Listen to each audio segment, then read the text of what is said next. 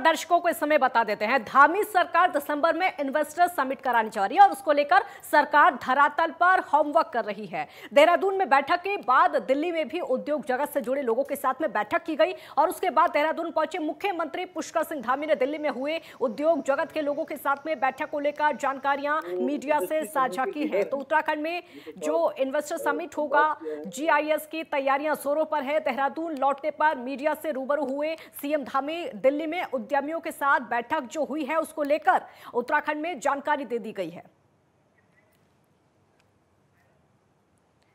Industry समूह के leader हैं, उनके साथ संवाद किया है और बड़े उत्साहजनक उनका सब वातावरण रहा है। इसमें सभी ने उत्तराखंड में आने की इच्छा व्यक्त की है, क्योंकि वैसे भी उत्तराखंड आज शांत है, निवेशकों के लिए उपयुक्त माहौल है और बहुत सारी जो स्थानीय स्तर पर, राज्य सरकार के स्तर पर हमने नीतियां बनाई है, 27 नीतियां बनाई है जो उद्योगों के अनुकूल है। और यहाँ पर इन उद्योगों के आने से एक बड़ा रोजगार भी सृजन होगा। हमारा यह भी एक संकल्प है कि हमारे राज्य के जितने भी स्किल, नॉन स्किल युवा हैं, नौजवान हैं, बेरोजगार हैं, उनको राज्य में ही रोजगार मिले। ज्ञानेंद्र तिवारी संवाददाता हमारे साथ लगातार बने हुए हैं। ज्ञानेंद्र, इन्वेस्टर समिट जो होगा उसको लेकर क्या कुछ तैयारियां चल रही हैं, क्योंकि उसी की जो बैठक हुई है दिल्ली में, मुख्यमंत्री ने उत्तराखंड में जाकर जानकारी दी है।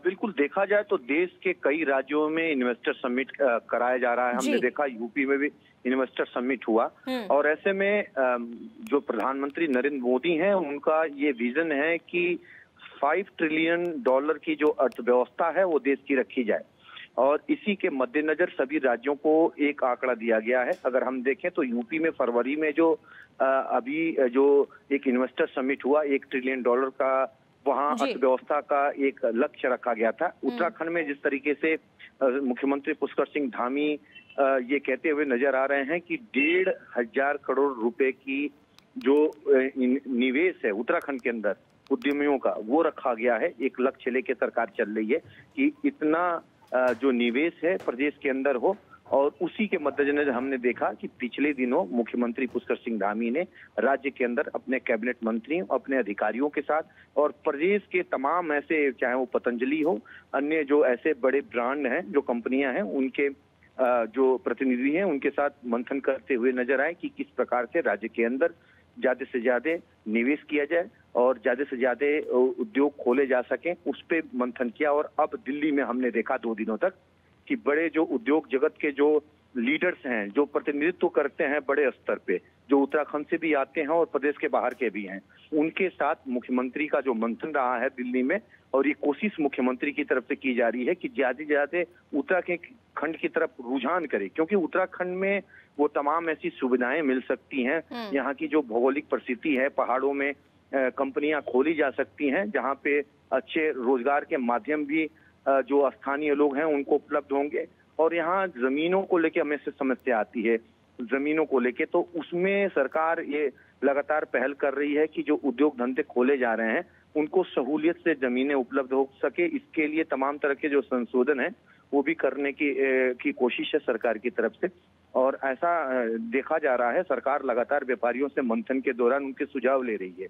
ज्ञानेंद्र, बिल्कुल ज्ञानेंद्र, निवेश तो बढ़ेगा ही, निवेश पर तो फोकस होगा ही। दूसरा ये कि उत्तराखंड से जो पलायन होता है, लोग पलायन करके पहाड़ी इलाकों से शहर की तरफ चले जाते हैं रोजगार की तलाश में, वो पलायन रुकेगा?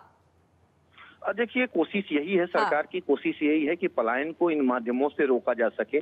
तमाम जो उद्योग खुलेंगे, जो लोग बाहर दूसरी राज्यों की तरफ बढ़ते हैं काम काज को लेके, वो कहीं ना कहीं उनका रुझान अपने प्रदेश में होगा और इन कामों को होगा। लेकिन जिस प्रकार से सरकार की ये मंशा है वो देखना होगा कि दिसंबर में जो इन्वेस्टर समिट होती है, जो MOU साइन होती है कंपनियों के साथ, वो कितनी धरातल पे उतरती है और कितनी कंपनियां निवेश में यहाँ आती हैं। हालांकि एक कोशिश है तमाम तरह से कि रोजगार के माध्यम उपलब्ध कराया जाए, पलायन को रोका जाए। लेकिन जिस तरीके से पलायन राज्य के अंदर अगर हम देखें पिछले 22-23 सालों में लगातार बढ़ा है, लेकिन देखा जाए तो जिस प्रकार से जो सुविधाएं होती हैं पहाड़ी क्षेत्रों में, बिल्कुल ज्ञानेंद्र, और ये बहुत बड़ी सौगात भी उत्तराखंड वासियों के लिए होगी। ज्ञानेंद्र, बहुत शुक्रिया।